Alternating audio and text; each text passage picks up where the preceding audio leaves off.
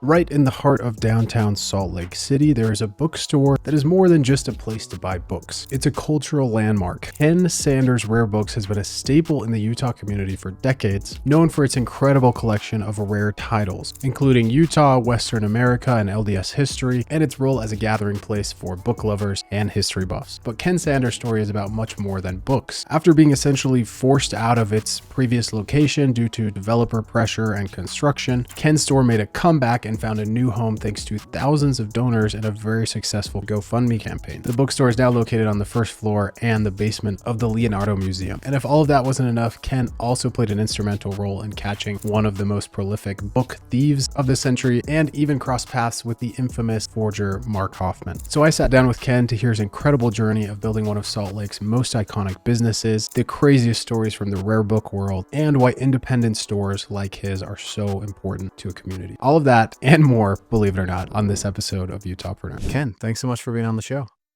Thank you. I appreciate being here. It's always fun. So take me back to the early days when you were running a shop called the Cosmic Airplane. That was the 70s and 80s, right? Right. My friend Steve Jones and Sherm Clow started a hippie head shop, Salt Lake's very first, at 9th and 9th in 1967, called the Cosmic Airplane. And I went there and, they sold incense and brass things and psychedelic posters and all kinds of hippie shit from San Francisco. Just a little hole in the wall store. Okay. And I knew Steve, and Steve, he was there about a year-ish, and then he moved over to the west side to the Union Station, near the Union Station depot. There's just a brand new hotel there next to the gateway now. Yeah. But in those days, it was no man's land. He was in a big cavernous building next to Ben's Railroad Exchange Bar. And there was the Waiters and Porters Bar inside the rail station where the black employees could eat and drink because they weren't allowed to otherwise, as late as the 60s in Salt Lake. It seems inconceivable. So fast forward to the 70s, Steve approached me. Bruce Roberts, another old 60s radical SDS guy, he had inherited quite a bunch of money. So he put $50,000 into Cosmic Airplane. And Steve wanted to hire me to be the bookstore manager. And I somehow talked my way into a three-way partnership in 1975. How old were you when you became a partner in the Cosmic Airplane? Well, we started in 1975. So I would have been 75 to 23 or 4. Okay. Early 20s. And you worked there for how long before you transferred to your Well, shop? it turns out, if you have a three-way partnership, and two of the partners don't agree with the third partner, you actually don't own anything at all. Got it. And that's what happened. And I was forced out of the business in about 81. The store was grossing at the time $1.4 million in 1981. Wow. And that was from, you said Steve was just collecting the big profit driver. Don't get that wrong. And that was like the and rolling papers and etc. The drug paraphernalia. The profit percentage was insane in that business. Wow. But we had a head shop, we had the record shop, had a jewelry bar, and then I created the bookstore. We sold everything from rare Mormon books. I sold my first ever 1830 Book of Mormon then. Wow. I got $5,000 for it. Record price. And they were walking into the Cosmic Airplane, which was the exact opposite of... Yeah, well, there were a lot of rumors about the Cosmic Airplane back in those days, for sure. We had 30 employees, mostly part-time. Okay. We had 5 different stores inside of there. It was this time of year, Christmas time, it was pretty crazy. Got it. People worshiped that store. Yeah. We were the only place you could get fantasy and sci-fi, as ridiculous as that sounds. But we carried metaphysics, alternative religions. LBGT didn't exist then, but we carried gay and lesbian literature. We're the only store in town you could get any of that kind of stuff at. But you were one of the only places you could get sci-fi. Gay and lesbian literature in this town, except at Cosmic Airplane in the 1970s. And sci-fi as well? Yeah, that seems just ridiculous now. but he just couldn't get it. Got it. And we did, we did just everything. Yeah. And the partners you had there, what motivated them to start this shop in Salt Lake City of all places? Well, Steve, I don't know, he's from the East Coast, but he was a real force of the counterculture here in the 60s. Cosmic Airplane was the first head shop that existed, and the best one. Others came along. The He just had he always dreamed of having a bookshop. He was a catalyst for everything. I said the theater groups, the bands that started there, and he'd let people. We had the only draft counseling center in Utah was in one of the rooms at Cosmic. Roy and Claudia, I don't know why I remember their names. They ran a leather shop there, and all kind of handcrafted leather goods and custom clothing, and he let me do my thing. He just let people do their thing. Yeah, he was the He hub. couldn't afford a telephone, so they had a payphone in the shop. Okay. But you have to pay for those too. And Steve never had two nickels to rub together, and so he always had a little index card pasted next to the payphone to suggest conversations to talk about, because the FBI was tapping the phone, and he didn't want them. They were paying the bill, so the payphone never got turned off, because you can't tap a phone if it's dead. And so, okay, says things like, "I'm meeting Raul at the usual place at midnight for the drop," and just ambiguous sentences like that. So the FBI would be interested enough to keep paying the phone bill for Cosmic Airplane. And they were interested in listening because there were so many risque things going on. Well, in 1970, someone blew up the ROTC building on campus. Wow. It was the 60s, man. And they figured those people would be hanging out at Cosmic Airplane, or were yeah, all of course. the... Yeah, I was parked on two dead-end alleys. It'd be the steps of the Delta Center today in the north and west side. And Sherm wanted to hitch a ride up to the university. So we walk out the back of the store, two alleys, get in the car. I drop him off at 13th East, and there's this black sedan following us the entire way. And as I drop Sherm off, he gets out of the car and goes and pounds on their window and just starts cussing them out. And it was the FBI. Are there any like real altercations where the FBI or the police came to Cosmic Airplane and arrested someone? No, we were warned once that there was a particular book that we were carrying. In those days, innocently enough, I wouldn't carry it. I actually would censor it now. And we were warned that the undercover police were going to come in, buy the book, and bust us. And we needed someone at the Attorney General's office gave us that warning. Wow. So we had to make a decision about, and we did actually pull it. And 50 years later, it's like, I don't believe in banning books. I don't believe in censorship. But I would not carry a book like that today for fear it would get into the wrong hands. Got it. The same way I feel about the Anarchist Cookbook. Okay. Which today you can get way more sophisticated bomb recipes on the internet than they ever printed in that book. I see. And unfortunately, after I was gone, Mark Hofmann, the famous Mormon bomber, murderer, forger. Yeah, the salamander letter guy. He bought a copy of the Anarchist Cookbook at Cosmic Airplane after my time that he used to blow those two people up. Wow. So that book, I may have a copy here, but you're never going to see it. Yeah. I would have to know who was buying it and why they were buying it to ever sell it to them. But, I mean, it sounds like you guys everyone was very aware of you, like the government, the law enforcement knew. Oh, yeah. We were the radical hippie joint. And it was, and then, that was the birth of 70s feminism. Yeah. Civil rights stuff going on, and just alternative religions like crazy. And we were always getting in trouble with one group or another, because like in the 70s, all these pyramid books started coming out. Pyramids would preserve anything. Hmm. So we got one that had a kit. You build a pyramid, and so we would put like this apple under it, and then watch it rot day by day and just leave it there. And the pyramid people would come in and like, you're making fun of us. Well, we're just following the instructions. Doesn't seem to be working here, man. We had a lot of fun with it. Was the, law enforcement, the government being aware of Cosmic Airplane part of what helped drive that 1.4 million in sales a year?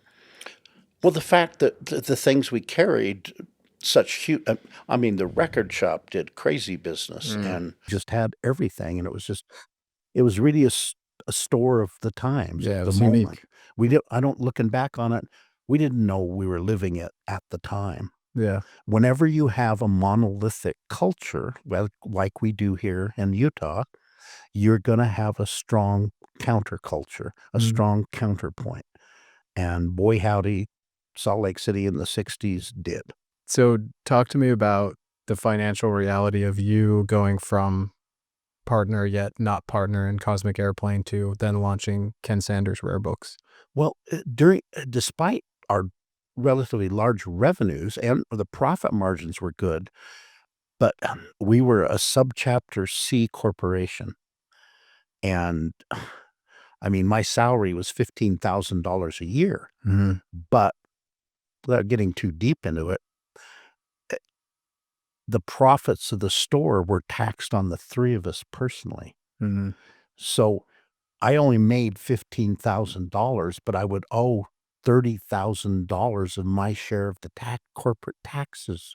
Wow. And then, so at the end of the year, we'd have to pay ourselves some kind of bonus or dividend just to cover the tax bill. And the growth was so explosive.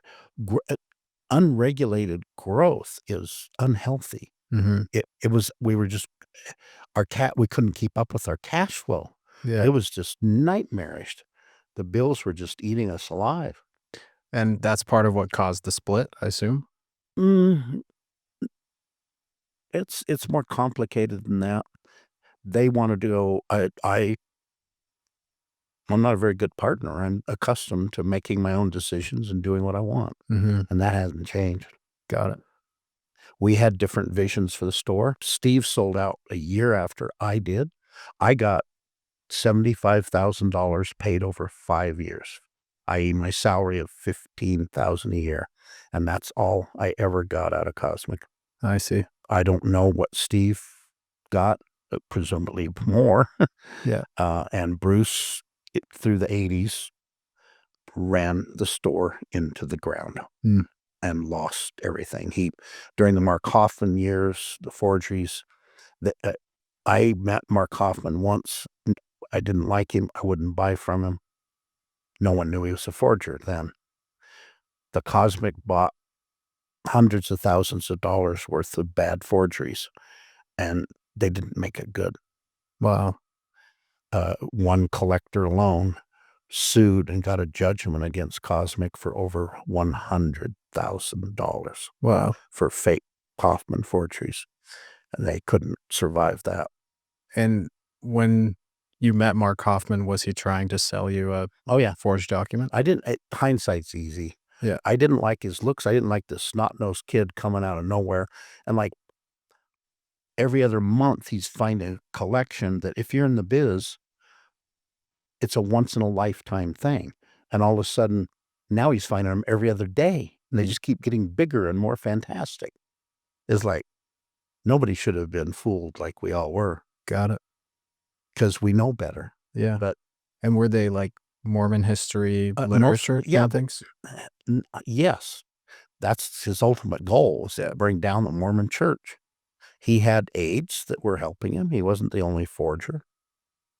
Most of them are deceased now. He had the knack of going to as much trouble as he needed to fool whatever mark he targeted. And he did really bad forgeries. Emily Dickinson letter. So the letter is 1820. It's Dear Emily, or no, it's signed Emily. just Emily. So the letter's real.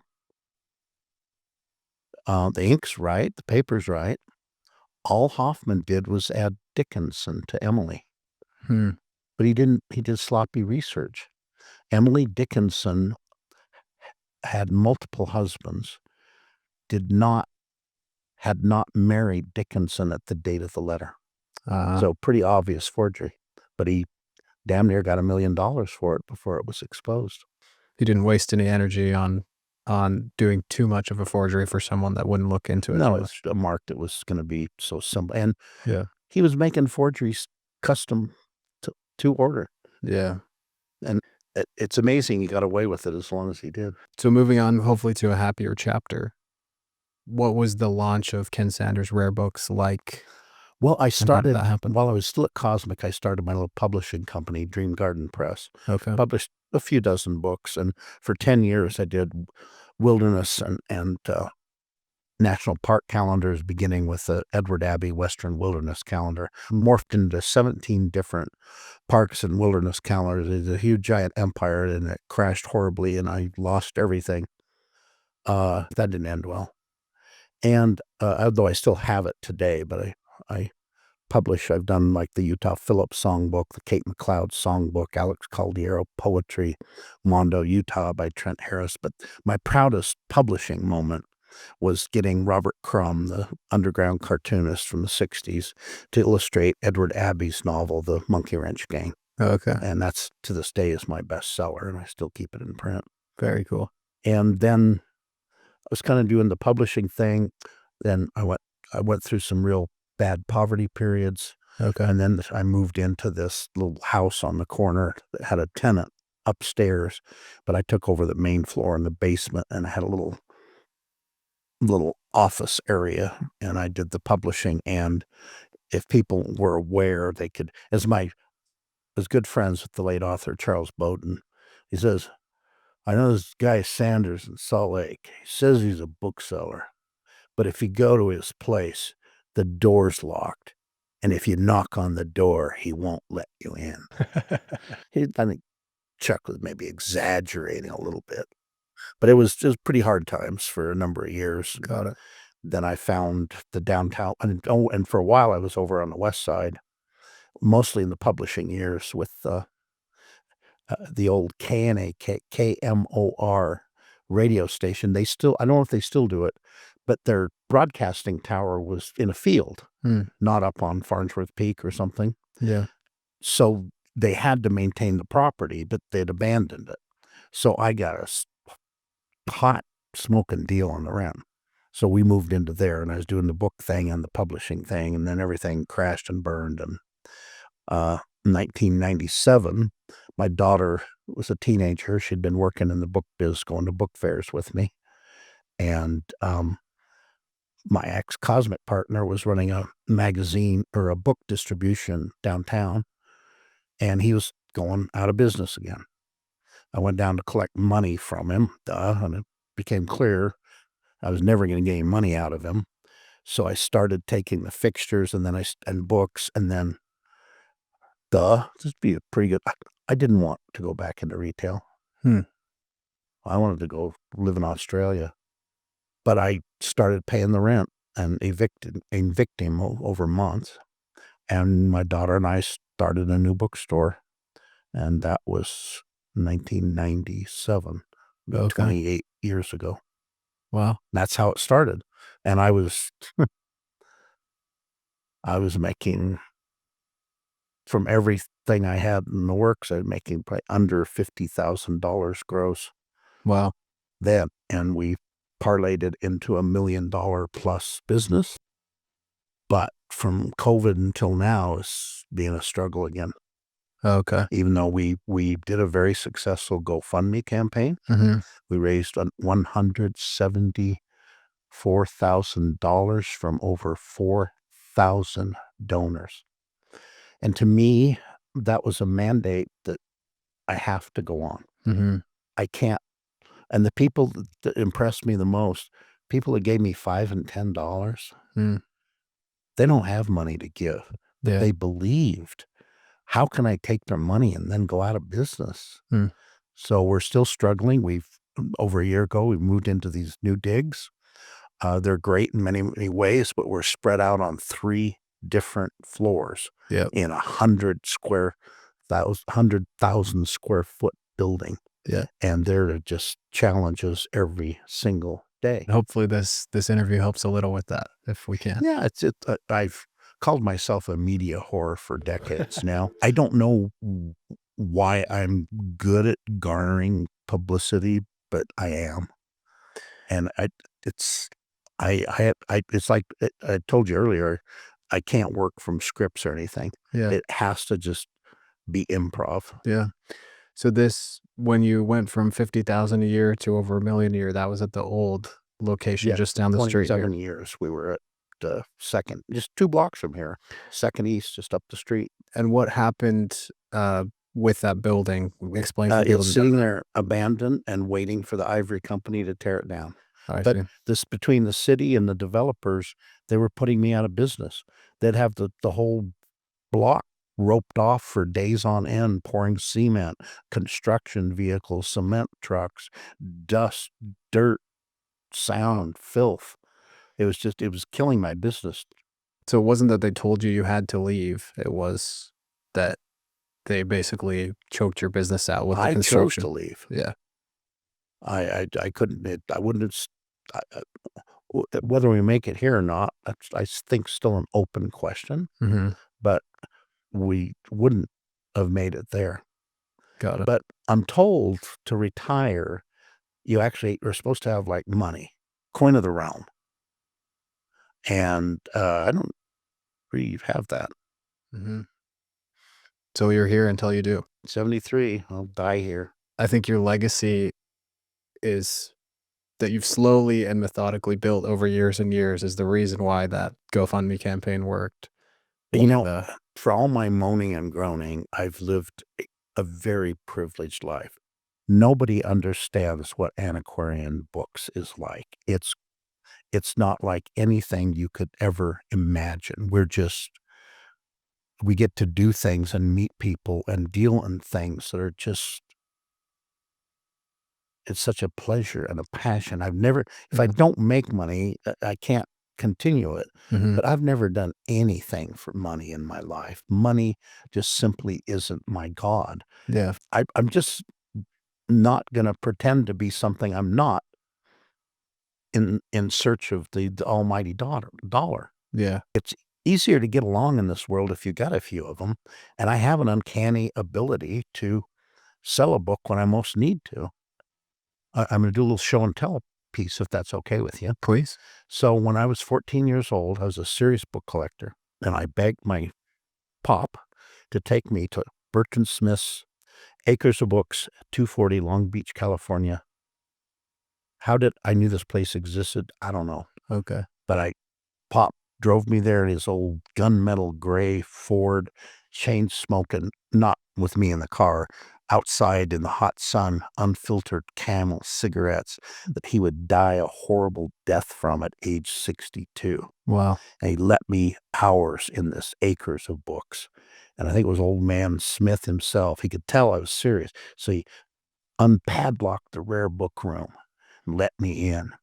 Wow. And I bought a copy of giant double folio edition of The Raven by Poe with every quatrain of the poem illustrated with a full page engraving. Wow. That book cost me $17.50 in 1965. I just sold a beautiful copy in a custom clamshell box yesterday for $4,000. Wow. Harry Clark was a Irish artist, illustrator, but mostly known for stained glass work. Mm-hmm. He illustrated a whole bunch. He illustrated a whole slew of wonderful classical books, but my favorite is Tales of Mystery and Imagination. And it's full of color plates, however, and they're beautiful. You can see they're very stained glass quality to the color, but it's the beautiful There's just all these decorative black and white pictures. Yeah, just to give you an idea of the detail of the artwork. It's just stunning. And this is the kind of books I was buying. The kind of books I was buying as a child. The other book I forgot to mention, Lynd Ward. He's an American wood engraver. In 1929, he did a wordless novel called God's Man. It's a novel in woodcuts. So there's no, except for this title, there are no words. But it's a narrative. It's a story. How much are these worth that you're showing us? Well, so this set with the print, I'm asking $2,500 for. Wow. But the books themselves, A few hundred. a few $100s. Great. And I alluded to earlier, these are some of my favorite books, but it's like my favorite book is the one I haven't seen yet. Yeah. So you get stuff maybe like here in Utah, we don't see incunables hardly ever. That would be a book, the cradle of printing, a book printed 1501 or Wow. earlier. Yeah. Gutenberg Bible. I'm not going to see those here. People around these parts think 100 years is mighty old, right? Yeah. And it's not. Mhm. Any European would laugh at us Americans for our silliness about age. So is that your white elephant? That's what you're chasing, the Gutenberg Bible? No, I'm not really. I mean, I wouldn't turn it down. Yeah. But what this business, the fun of this business, somebody has made a nice custom clamshell box. Yeah. This is a 1691 Wow. Paradise Lost by the famous John Milton. And books that are hundreds of years old often go through a number of bindings. But what's fun about it is, and I'm a sucker for illustration, it's heavily illustrated Wow. with beautiful engravings that just really bring up this imagery of heaven and hell. I've got a thing on it. I can't turn to the other page, but it gives you a real idea. And just to be able to, flip through this book and maybe not so much read it, but just look at the pictures and admire the type and the design and the bindings. And you can kind of just feel and sense the antiquity of the thing just by holding it. 1691. I've got one older book here. It's a 1546 Aristotle. Wow. Sadly, it's lacking its title page. Okay. So it would be $10,000 book. Got $2,000 on it instead. Wow. Just that title page is a flaw. I've heard you say elsewhere that the dust cover is really where 90% of the value of the book is. People have a hard time understanding that.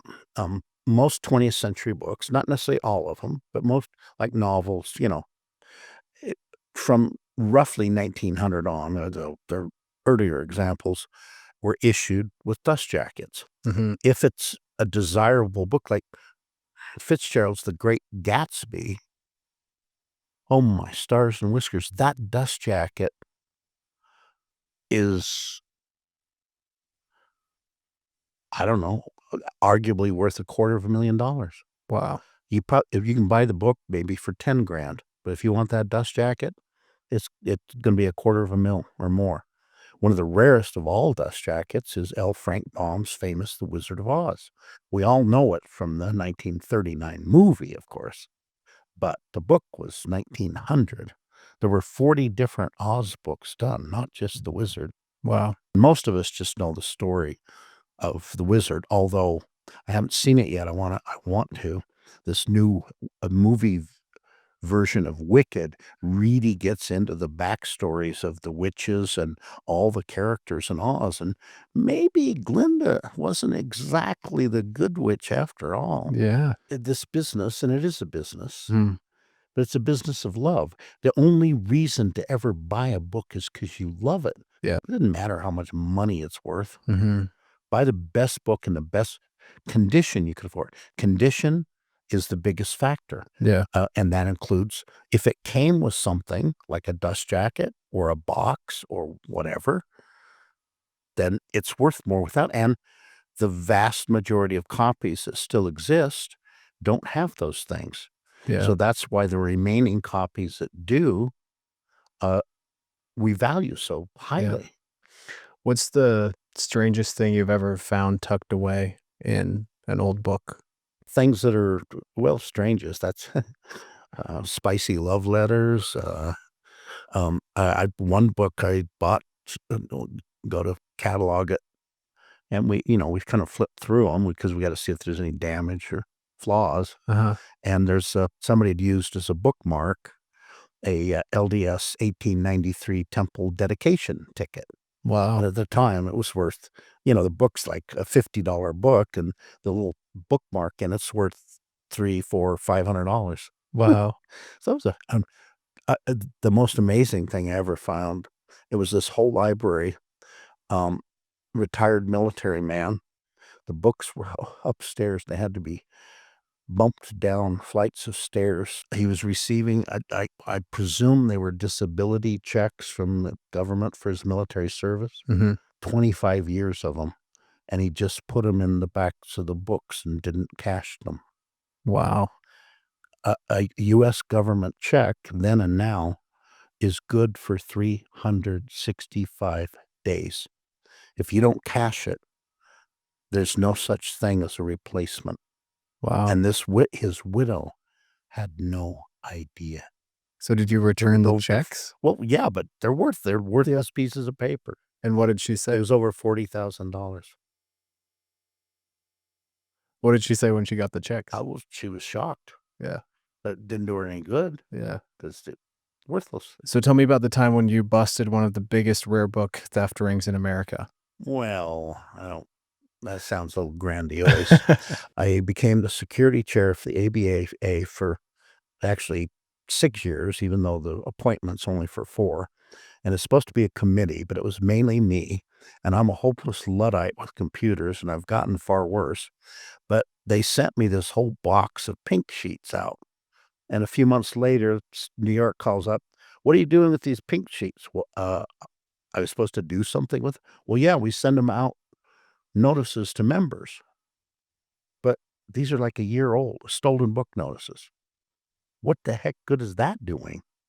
So, Luddite me, no member has ever seen a pink sheet since then. I discontinued them, and I started pecking them out and we created a security chair list that went to every single member, reporting so-and-so's lost this book. Has anybody?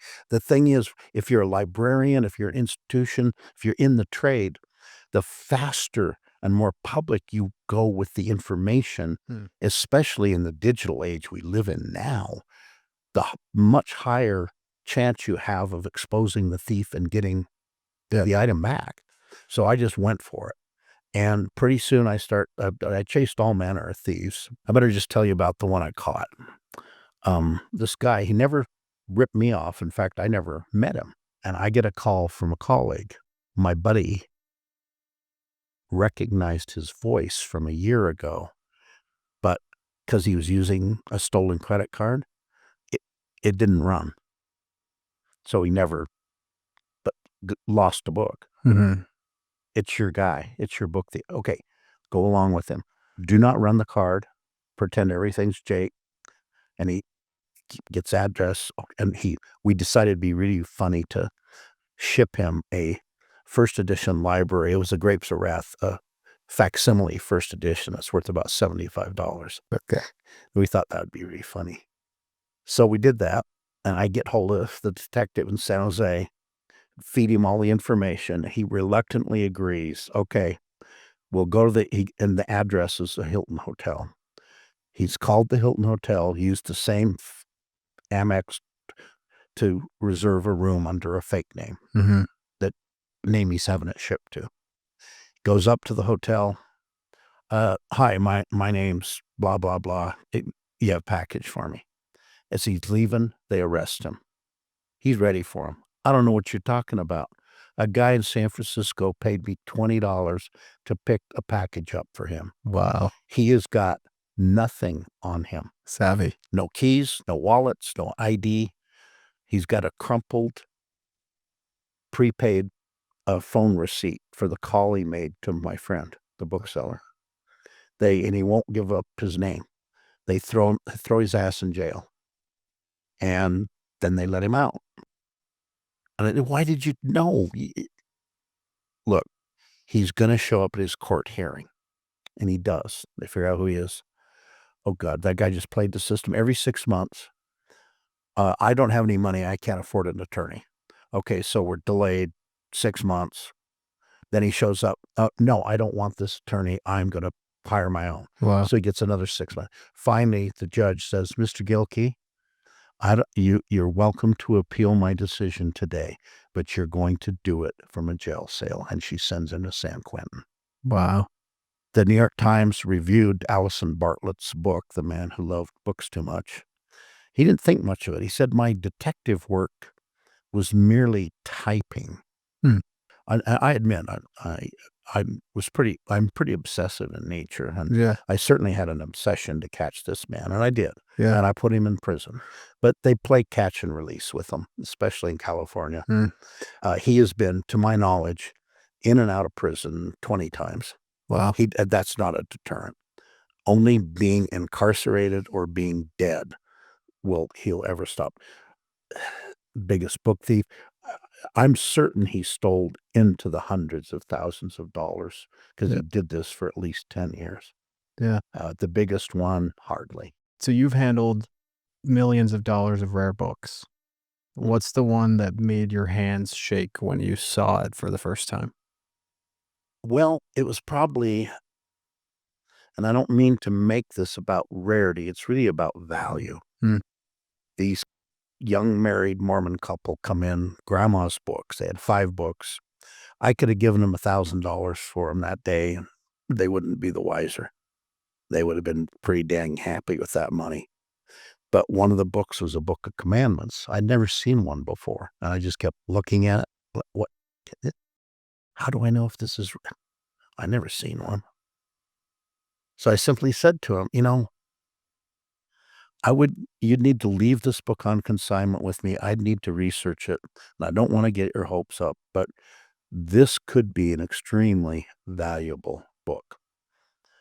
Week later, Dad comes in with the kids. What the hell did you tell my kids? Sir, calm down. So they signed it, let me sell it. I got to authenticate it. It's a 6-figure book. Wow. My friends over at the LDS archives were kind enough. I got to hold Wilfred Woodruff's copy of the Book of Commandments in this hand and this undiscovered one in this hand. It was incomplete, like many of them are. It didn't really ever get published even. Yeah. At the time, I ended up selling it incomplete for $250,000. Wow. Then Dad got even madder at me. He's got to pay income tax. He's like, this is not my problem, sir. And what's it worth today?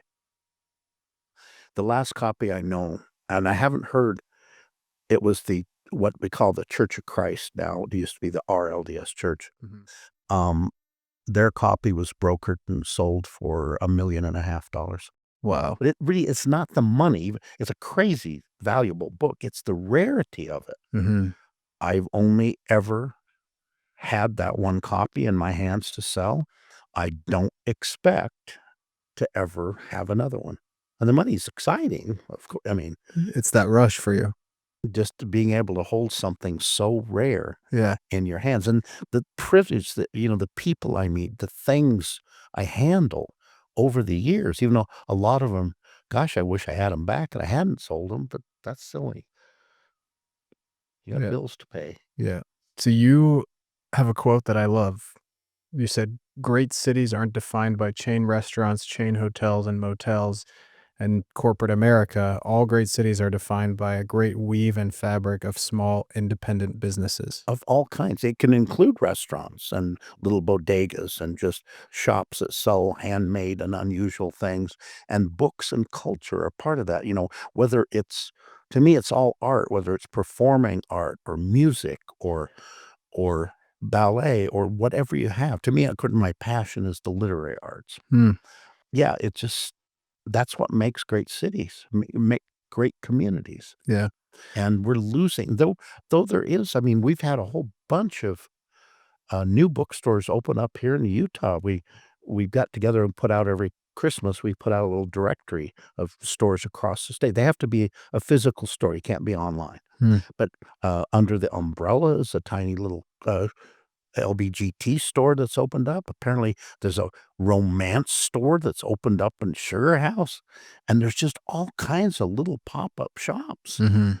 opening, so it's a healthy time again for independent bookstores. Yeah, and the resurgence of nostalgia is definitely helping that. Now, it's nostalgia is so out of control generationally That's true. because, eBay and the internet and holy moly, it's just the prices that stuff from my childhood are bringing, it's like it it's inconceivable to Yeah. me. They say you can't make old friends. It's kinda the same with the book, right? An Amazing Fantasy 15, the introduction of Spider-Man, Uh-huh. that's in condition, it's $1 million plus book now. Wow. I paid 10 cents for it. Don't have it. Talk about a penny stock. Should never sold that one. Yeah. What advice would you have for someone who wants to create a pillar type business like you have and run that for years? What business lessons in terms of managing employees, cash flow, sales, all sorts of things would you give to that person? Find someone competent to give you that advice. I'm no businessman. God no. I've played cowboy, I've played printer, I've played radical environmentalist. I'm guaranteed none of the job paid worth crap. Mhm. Um, you'd want to take competent advice from someone other than me. I don't understand how I do what I do and stay in business. It's a mystery to me. Don't do it the way I did it. Make sure you get somebody that can add. You need somebody that is good with numbers. At least addition, Yeah, I subtraction. don't think you really need high mathematics to be a bookseller. I love the material object, right on down to how it feels and Mhm. how it smells and how it looks, And you've just followed that. and I follow my passion.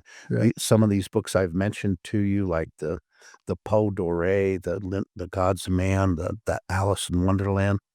For 50 plus years, I've purchased every single copy I can get my hands on, and I've sold some of those titles, maybe not The Raven, but God's Man hundreds of times. Hmm. And what you know and what you love is what you can sell best. My 2 least favorite questions: "Have you read all of these books?" I just lie and say yes. And, "What's the most expensive book you have here?" I don't like those questions. They're not material. Hmm. It's about the love of it. Love ain't gonna run a business. But find somebody that knows how to run a business, because I don't know how. Got it. I've been doing it for 50 years next year, but I don't know how to. You have to have this ability to know what you don't know. You have to buy things that you've never read and you're never gonna read. So I push my own taste, obviously, but we listen to our customer. We're supposed to have want lists all over the store for people to tell us what they didn't find, what they want, or what we're out of. We should get back in. Got it. You listen to your staff. You listen to your customers. So just to close out here, what can the average citizen of Utah do to support Ken Sanders Rare Books? Buy a book from me, please. I got plenty. I promise you, for every one you take off these shelves, I got 10 waiting to fill their space. Maybe I do have a book buying problem. I think I'm finally at 73 willing to acknowledge that. I once spoke to a group of newbie booksellers at Colorado Springs, and everybody's getting up and telling their little stories. And so Rob introduces me, and I just get up there and I just stand at the microphone and I just look at him. I don't say a word. I just keep them in suspense for a couple of minutes, and I say, "Hi, my name is Ken. I'm a bookseller." Like what you're supposed to do at the AA meetings. Yeah. It's an addiction. You've got a book. It's You're a totally book buyer an addiction. and a seller. And we can help you with your addiction problems here at Ken Sanders Rare Books. Amazing. Thanks so much, Ken. My pleasure. Appreciate it. Thank you so much for tuning into this episode of UtahPreneur. If you enjoyed it, I'm going to ask you for 3 things. I promise it'll be quick. Number 1, if you don't follow us already on social media, all of the links are in the show notes, and we'd love to see you wherever you like to consume your social media. And if you're just listening to this, definitely check out the video version on YouTube, because we travel in person to every single business and have the discussion with them there. Number 2, if you enjoyed this episode, the best thing you can do to support this podcast is share this episode with a friend, subscribe on your favorite podcast app, or leave a review, or all 3. Hey, if you're feeling generous, we'd love it. And lastly, you really don't want to miss last week's episode where I sat down with John Jonas, the founder of onlinejobs.ph. His platform connects founders across the world with skilled workers in the Philippines who can help entrepreneurs reclaim their time and get a meaningful career while they're at it. It is completely filled with nuggets. One of my favorite episodes we've done so far, and it's an 8-figure business, so there's a lot to learn there. Thanks again for tuning in, and we'll see you next time.